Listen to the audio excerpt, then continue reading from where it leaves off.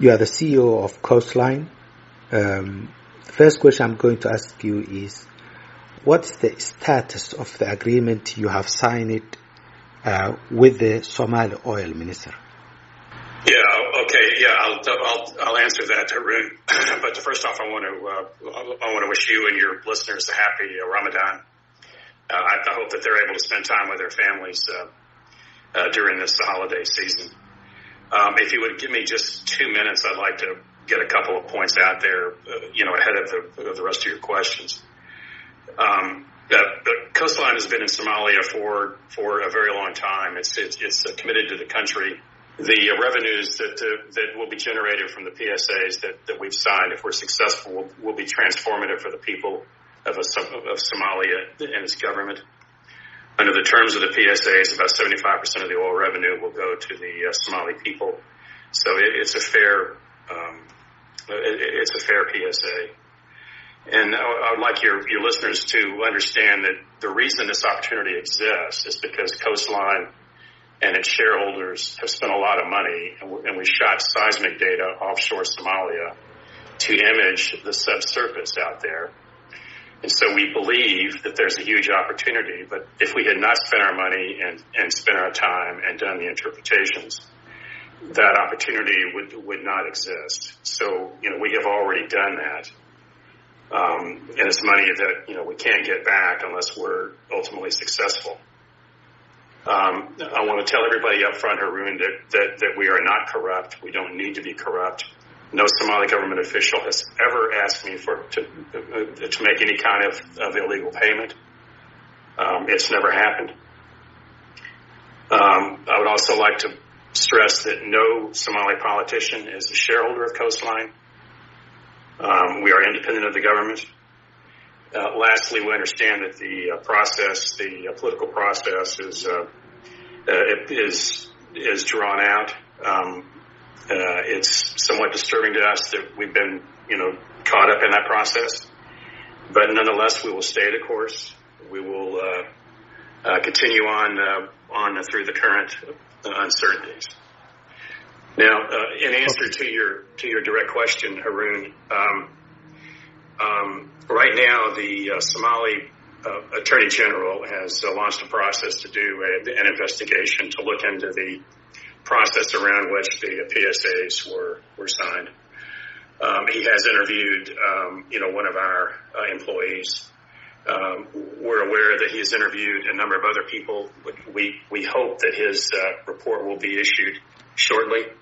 We're confident that his report will indicate that the process that we went through was fair and reasonable and in complete compliance with Somali law.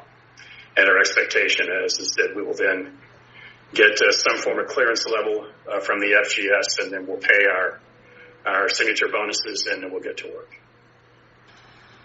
The President of Somalia, the Prime Minister, the Minister of Foreign Affairs said the agreement you have signed on February 15 is null and void. What is your response to that? Yes, we're aware of that. We received a letter from the Foreign Ministry. We have responded to that. I won't go into the legal details of the analysis, but we believe quite firmly that our PSAs that we signed are in full legal, that they're legally valid and that they're in full effect. And why do you think that? Why do you think it's illegal? Why the government argues it was illegal? Yeah, well, I think that analysis is incorrect. If you go back to the signing of the Somali Petroleum Law, the Somali Petroleum Law back in February of 2020, the petroleum law, just to refresh your memory, it was signed by the Parliament, and then it was signed by the President, and it was legally gazetted. The petroleum law sets forth in great detail the process that has to be followed in order to make PSAs legally valid and binding. And we followed that process excruciatingly closely. We had numerous meetings with the Somali Petroleum Authority, with the Oil Ministry, with their advisors and their attorneys. We talked to the IMF at one point, We made presentations to the IMCC, which is the Interministerial Concession Committee. We engaged with all the stakeholders who had input into the process, and we took all those things into account. And then we finalized negotiations with the SPA, the Somali Petroleum Authority, in January of this year, and then executed the PSAs in February. So we followed the process, that was set forth in the law, and we followed it very, very carefully and very closely. The President of Somalia has issued a decree in August last year, and I've also confirmed that the parliamentary committee for the two chambers of the parliament has written a letter to all the oil companies telling them that no agreement can be signed during the transition period, during the election. The President's decree clearly stated that no agreements can be entered until after the election. Why did you ignore this direction?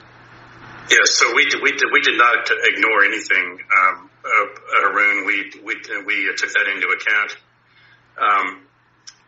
Again, I don't want to get into the detailed legal arguments because there's quite a few of them. But we certainly, before we signed the PSAs in February, we consulted with the ministry and with the SPA, and we were assured that both the president and the prime minister were aware of the process and that they were fine with us signing. We're not reckless enough to go forward and do something like that without knowing that, or believing anyway, that everything was fine at the top. And again, I'll remind you, under the petroleum law, we're not required to talk to either the prime minister or the president. But we did not talk to either one of them directly. But we did ask on multiple occasions if they were aware of the process, and we were assured that they were. And who gave you that assurance? Yeah, well, it would have been the Minister of Oil and certain members of the SPA. And now that they were not on board clearly based on their statement, how do you feel? Well, I feel confused. I feel let down. I feel disappointed. The opportunity here, Haroon, is gigantic. I don't want to, understate what the opportunity here is. If you look at what happened in Guyana, in 2013, there was no oil production, and they shot seismic data. Next year, they'll be producing 400,000 barrels a day. That's $1 billion a month to the government. And Somalia shot their seismic data, i.e. we shot it, in 2014, only 1 year later. And next year, Somalia's production will be zero. We don't even have, effective PSAs yet, at least as far as some people believe, although we believe that they are effective. But it's just frustrating that we can't get to work. We can't do the job we need to do. This is a gigantic opportunity. It needs to be taken advantage of. This could be the keystone. This could be the thing that takes Somalia out of its, poverty-stricken, state that it's in now and allows it to develop. This could be what it needs. We need to prove or disprove that there's, a lot of oil and gas offshore Somalia. We think that there is. Give me a breakdown of the financial terms of this agreement. Yeah, okay. The breakdown is largely consistent with the model form PSA that the ministry has put out there on their website. There's a 5% royalty that comes right off the top. Profits are split 50-50. There's a 30% income tax on whatever profits the contractor, i.e. Coastline, makes. The government has the opportunity to back in for, as much as 20%. That's a free carry, so the government, gets that without having to pay anything. And, there's various fees and things too. During the exploration phase, we'll be paying, approximately $1 million. Well, not approximately, it's exactly $1 million per PSA per year during the exploration phase. So, it's a fair deal for the Somali people in our view, and that's the view of the advisors who were advising the Somali Petroleum Authority when this was all being put together.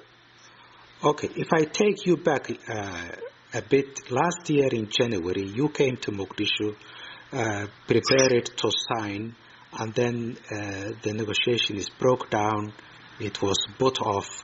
When did the negotiations renew, and what has changed between January and February 2022? Yeah, well, thanks for asking that question. That's a real key question, and it deserves some analysis. So on January 4th of last year, we had finished negotiating with the SPA and the ministry, and we flew to Mogadishu to sign the PSAs. Just before the signing ceremony was to occur, the Minister of Finance indicated that he did not believe that the IMCC had properly approved the PSA. We were disappointed, of course, to hear that, but we took into account that certainly the IMCC, under the Somali laws, does have jurisdiction over the tax rate and does have jurisdiction over the royalty rate. So we stopped, or we did not sign the PSAs last year on January 4th. We waited for the IMCC to meet to get their input, to get the input from their various advisors. They asked us to move the royalty rate up to 5%, which we agreed to, and they said that the tax rate would need to stay at 30% for it. That's a tax on the income. And that was all documented, on or around October of last year. So it took basically, 10 or 11 months for the IMCC to go through their process. And then once that happened, then we finished up. We accepted the 5% royalty, and they had a few other things that they wanted us to change, and so we changed all of those, and then we did that in January of this year, and then signed everything in February. Okay, so what I'm learning is that during that meeting in Mogadishu, the government or some members of the government were asking for a 12% up to 12% royalty, up to 60% share, and a lower contractual timeline of 20 years rather than 30 years, which the current agreement is based on. Talk about that. Yeah, well, there's a lot of terms in those PSAs. It's a large document. There are many commercial terms that have to be negotiated. I've never heard of a 20-year PSA, actually ever. So I don't know where that came from. The model form is 30 years, and that's what we're using. The royalty rate, there were a great deal of numbers, Haroon, that were being bandied about. We talked about doing a royalty rate that was based on the price of oil, i.e. when the oil was higher, the price of oil was higher, and then the royalty goes up. We talked about a whole range of different possibilities.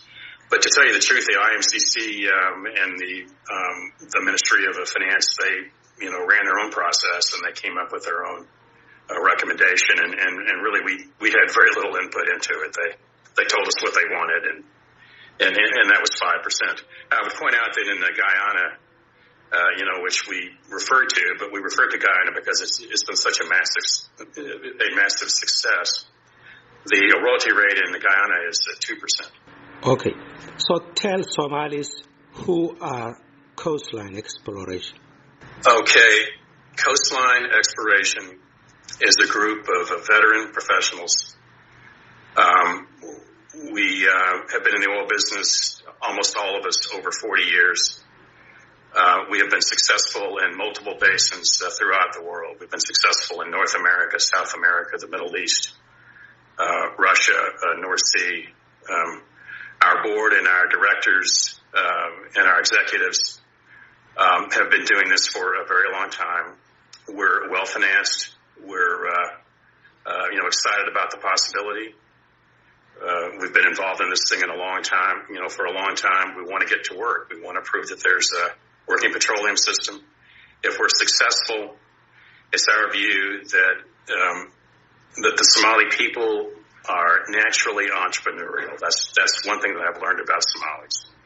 And if we're successful, if we can de-risk this play, I'm confident that the Somali people will take to it. They'll form their own oil companies, their own service companies, and it's going to be a great thing for the entire country. And we want to be part of that. Tell us the shareholders of Coastline, if you can. Yeah, okay. We're a private company, and of course, we're not required to disclose our shareholders. But you've asked the question, and it's a fair question. I would point out, of course, that the minister and his team and the SPA, they know exactly who our shareholders are, and they have met a great many of them. The largest single shareholder is myself. I own about 15%. There's a guy and his son in the UK named Basil Shiblak, and they each own about 10%. So together they own about 20, which is more than me, but individually they own less than me. And then there's a Russian individual who owns about 5%. And the rest is various UK people and American investors. Yeah, the question here is that some of the people who are involved in the company have got very controversial background, including Basil Shiblak, who has some oil interests in Venezuela amid the sanctions on that country. You also have the Russian oligarch, you mentioned it, Alexander Jabris, who also has some controversial background. How would you respond to this? Yeah, well, I would take the last one first. I don't believe there's any controversy around Alexander Jabarici. He's very, very well respected. He has started and built up some very successful oil companies. His reputation actually is quite spotless. He is from Russia. He is a Russian, but it's unfair to paint all Russians as having something wrong with them simply because they're Russians. He's well known within the oil industry and well respected. Well, so I would. Well, he was. Let me come in there. Take issue with that. Let me come in there. He was in a list drawn by the United States of people who have connections with the Kremlin, with Vladimir Putin. Yeah, I'm not sure exactly what the list you're referring to. He's not sanctioned. If he were sanctioned, obviously that would be a bad thing for me and for the other people in the company. You can read various things, but I don't know what you're referring to, but he's not sanctioned, and we have no reason to believe that he ever will be sanctioned. And then you have Basil Shiblak. Yeah, no, Basil, he was one of the original founders of Ophir, which was a very successful oil company, back about 2004, 2005. They drilled a giant discovery well offshore Tanzania. And that, turned out to be, a pretty good deal. We are aware that he has made some trips to Venezuela. That obviously has nothing to do with the coastline. We're not, involved in any of that. He is not sanctioned, by the U.S. government, as far as I know. I've never heard that he is. I think he's been, pretty careful about what he's been doing down there. He does have, some expensive attorneys advising him, so I'm sure he'll be careful. But, whatever he's doing in Venezuela has absolutely nothing to do with us. And we're not actually aware in any, detail of what it is. Let me ask you a few questions about back to the agreement and the process to the agreement. Who paid for the travel and accommodation of the Somali minister and the Somali delegation to Istanbul to sign this agreement? Yeah, so let me put some context around your question. If we fly to Mogadishu to do things, it's very expensive. The security costs us between $10,000 and $15,000 a day. It's difficult, for us to do. If we fly to Istanbul, it's very easy and very inexpensive. The hotels in Istanbul are much cheaper than they are in London. They're actually much cheaper than they are in Mogadishu, so we save money there. So, it's in our interest to do things that are easy and simple and straightforward. We did pay for the delegation to fly to Istanbul. We paid directly for the flights. We did not pay the individuals. And we also paid for the hotels, which again were, normal hotel rates. And then I want to make it very, very clear that before we do anything, and pay anything that has anything to do with anybody in the government of Somalia, it's always reviewed by our Anti-Bribery and the Corruption Council before we make any such payments or any such commitments. And this, was reviewed by them, and they determined that it was, that it was fine under U.S. law and under Somali law.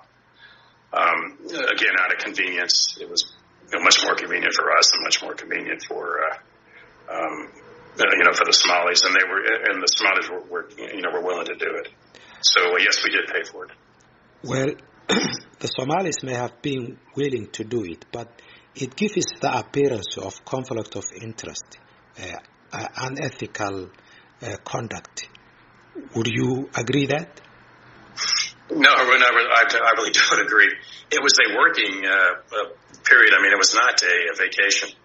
They came there. We had long days of negotiation and meetings. It actually, it's not. For me, it's not fun, and I don't think it was fun for the Somalis. We came there for a specific reason, and when we finished up, we all left. We have to meet somewhere. And again, I'll just reiterate, from our standpoint, it's easier and cheaper to be in Istanbul. And overall, it's easier and cheaper for us to be in Istanbul. Also, if you can talk about the criticism against this agreement, was that it was signed in a hotel in Istanbul, not in Somalia, behind closed doors, no media presence, and certainly it has not been publicized on the day of the signing. It was publicized 4 days later, and the Somali government only admitted or acknowledged it after the press release you issued. Address this. Yeah, so it was certainly signed behind closed doors in the sense that the doors were closed when it was signed, but it was not intended to be a secret ceremony. Certainly the people who were there knew about it, and it was our understanding that that the high government officials, i.e. the Prime Minister and the President, were fully aware of it. So we had no particular reason to hide anything. In terms of the release date, the minister indicated that out of respect, he wanted to go back and make a presentation both to the President and the Prime Minister before the press release went out. And so, we agreed that it would go out, that our press release would go out at noon on Saturday, which I think was either 3 or 4 days later. And that was really all there was to it. There was no intent to mislead anybody. And in fact, the press release, in our view, did go out, timely. It was, 4 days late of it, but not 4 days late, 4 days later. But that seems perfectly reasonable to us. But when the minister said to you, I'm going back to Mogadishu, I'm going to brief the President and the Prime Minister, didn't that concern you that he didn't consult with them before signing the agreement? No, not at all. We discussed that, actually. He said that he wanted to go back and make a formal presentation. And that was, he felt out of respect that was the way that he wanted to play it. But, again, we didn't want to, we don't want to get involved in the, toings and froings of the Somali politics. We were, and I'm repeating myself, we were told repeatedly by numerous people that the President and the Prime Minister were fully aware of what was going on. And we had no reason or reason not to believe that. We were really, really surprised to find out. But do you have any? When we woke up the next day, that there was, that there was resistance. We didn't expect it. Do you have any proof or clearance from the President and the Prime Minister that they were on board? No. And there were suggestions that the signing fee, the signature bonus, was originally $2 million rather than $1 million. When did that change? Well, yeah, I'm not sure exactly what you're referring to. The signature bonus in the PSAs is $1 million. And that was the same signature bonus that it was in, January 4th of 2021, i.e. last year. So, that never changed. I think what people may be referring to in the model form PSA, there is a $2 million number in there. But that's just that's, from my standpoint, that's a starting negotiating point for the ministry and for the SPA. There's no country in Africa that has a signature bonus that high. Question to Coastline Exploration. What track record do you have in the petroleum sector? And what's the capacity you have to produce oil and gas in Somalia? Well, Coastline Exploration is a newly formed company. It was set up in 2018, and it was focused on Somalia. And the reason, Haroon, that we had to do that was because nobody else, wanted to get involved, and so we had to form a new company. So what you have to look to then is the track record of the people behind Coastline, its executives and its board of directors. And as I think I indicated earlier, we have tremendous experience. We've all been doing this over 40 years. We've been successful in literally every continent on the globe except for Antarctica, because no one produces oil and gas down there. I would challenge anybody to find a board of directors and a set of executives who have done more than we have over the past 40 years. We've just been, I myself have been responsible. I've run oil companies that found multiple billion barrel fields. Alexander Japaridze, who we talked about earlier, has done even more. Simon Ayat, I don't know how many giant oil fields he's been involved in finding, but it's certainly a dozen or more. The same with Jake Ulrich. He's been involved in numerous discoveries. And in terms of capacity, we have deep pockets. We've already spent about $70 million of our own money. As I told you, our signature bonus money is sitting in the bank. That's another $7 million. It's ready to be paid. My shareholders are ready, willing, and able to put up the money to drill the first exploration wells. So we have the capacity to do it. We have the experience to do it. We have the expertise to do it. And what's the timeline? What's your timeline in working in Somalia if this agreement goes into effect? Yeah, well, once we get the clearance letter, that we hope to get soon, we'll get right to work. We've already done a lot of work, but, we haven't obviously ordered supplies. We haven't ordered, drill pipe, drill supplies. We haven't put in any orders yet for anything because we don't actually have, the agreements that they would be based upon. It takes some time. We have to get in line with the rigs, but we would hope to be drilling. Let's see, this is April. We would hope to be drilling late first quarter 2024, maybe summer of 2024. The wells would be fairly quick to drill, 45 to 60 days. And then we would see results. Our desire would be to drill 3 wells in the first drilling campaign. That would be 2 offshore Galmudug and 1 offshore Southwest State. The structures that we would be targeting would be quite large. If one or more of them is successful, it would kick off the whole process.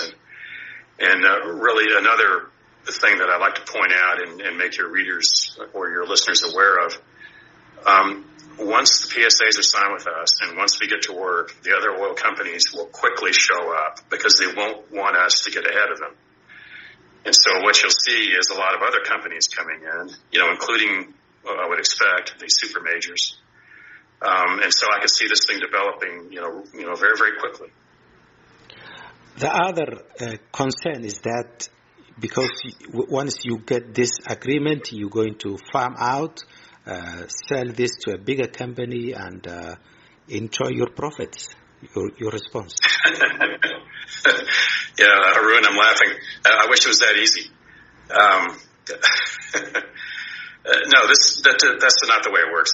We're going to go. Our plan is, as I described it, our plan is to drill, the first set of exploration wells. Now, I don't want to mislead you or anybody else. If somebody comes in that has the capacity and the capability, and they ask to farm in, we'll certainly talk to them.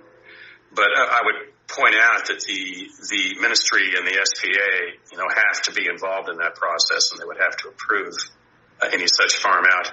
And in fact, it's our expectation that they will be the ones coming to us and asking us to farm out, because they will probably want to see more companies, with additional balance sheets. And if they do it properly, which I know they will, they'll, quickly do a follow-on bid round. And then those companies can then, farm into us and participate in the bid round. And that's the way that they'll really leverage, that the ministry and the SPA will be able to really leverage their position. Okay, I have 3 more questions, then I'm going to wrap it up. I already took longer than I told you. I apologize for that. One question is that the Somali government wanted to go through the process of licensing bid rounds, and this agreement that you have signed with the Somali oil minister did not go through that. There were no licensing bid round, and as a result of that, this agreement does not provide value for money for Somalia. Why didn't you go through licensing bid round? Yeah, so as I indicated in my opening statement, the agreement that we're operating under, it was a seismic option agreement that was signed back in 2013. And under that agreement, Summer Oil and Gas, which was the company that we bought out in 2018, they spent $42 million and they shot seismic offshore Somalia in return for the right to negotiate, a series of PSAs. And so that's what we're doing right now. This does not prohibit in any way or stop the Somali ministry going forward with a bid round. And in fact, we would love them to do that, because that would make things easier for us, and it would just supplement what we're doing. And we've tried to encourage that process in the past. We just certainly, as I say, we'd love to see a bid round, going out maybe later on this year or early next year. I think it would be well received, in the industry. I would point out, again, Guyana, which I keep mentioning, but I mention it because it's very instructive. In Guyana, the first set of PSAs were all direct negotiated, i.e. with Exxon and with the other companies that were involved. The Chinese company and Amerada Hess and Total Energies and the rest of them. Those were all direct negotiations. And just 3 days ago, Guyana came out with their first bid round. So they're going to do, bid rounds, presumably into the future. But the first set of PSAs that Guyana signed were all direct negotiated. Which is the case here in Somalia as well. There were allegations that the Somali oil minister has written a letter to Spectrum asking them to hand over seismic data that they have collected to Somo Oil, which is now Coastline Exploration. Did that happen? What's your response? No, it never happened. That you're seeing one side of a three-sided trade. I don't know why people grab onto things like this and they imagine some sort of dark conspiracy. Back in 2018, when the minister and his team were in London, they were trying to put together a bid round. I think I mentioned that earlier. And they asked us to surrender a couple of our blocks to make the bid round better. And we said we were willing to do that. In the recompense, we asked for a copy of the spectrum seismic data. The people at the Spectrum said, at least I understood that they said that was fine. But nothing ever happened because the bid round never went forward. We kept our blocks and the Spectrum kept their data. So it was an entirely above board, commercial, I wouldn't call it arrangement. It was a commercial proposition. It never went forward, and, no data was ever exchanged and no blocks were ever given up. So, I myself have never, spent a lot of time thinking about it. Okay. The other question is, you earlier at the beginning you mentioned it that North Somalia has a share in your company, but previously we knew that Hassan Khayre, the former Prime Minister, had a share in the company. Can you talk about how that divorce ended, or if Hassan Khayre is still a shareholder, and if you have offered in the future a stake to the current oil minister? There are 3 questions in it, but hopefully you can address all of them. Okay, well, if I don't forget them, if I forget one of them, please re-ask it because they're all easy to answer. I'll take the last one first. Obviously, we haven't offered anything to the current oil minister. That would be illegal and improper, and we haven't done it. And he never asked for anything like that, so I can address that one very easily. It is true that Hassan, back in 2013, when Soma Oil and Gas was formed, he did have an interest in the company of approximately 1 to 1.5%. I don't recall exactly what it was, but he did have an interest. When he became Prime Minister, he gave that up for 0 consideration, and so he received nothing for his interest in Soma. And he obviously has no interest whatsoever in Coastline, which was formed, after that. Let's see. I think I'll answer 2 questions. Did I miss one? Yeah, the other one was: are there any Somalis at the moment who have any stake in the company? Yeah. So there's no Somalis that have that own shares in the company.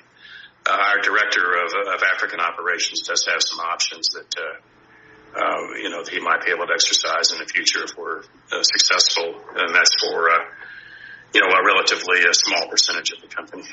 That's an entirely normal arrangement. I mean, there's nothing